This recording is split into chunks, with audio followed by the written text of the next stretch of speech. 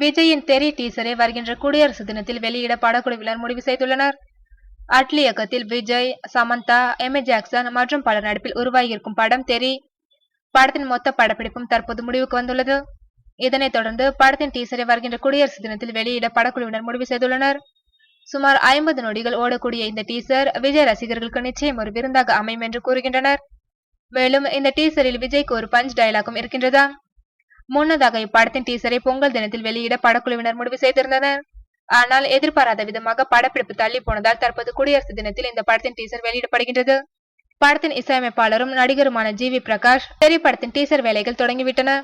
கொண்டாட்டம் ஆரம்பம் என்று பதிவிட்டு இந்த தகவலை உறுதி செய்துள்ளார்.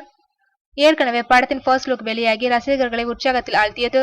மேலும் படத்தின் மீதான எதிர்பார்ப்பையும் ஃபர்ஸ்ட் லுக் அதிகரித்திருந்தது. இந்நிலையில் தற்போது வெளியாகக்கூடிய டீசர் பல்வேறு சாதனைகளை படைக்கும் என்று எதிர்பார்க்கப்படுகிறது.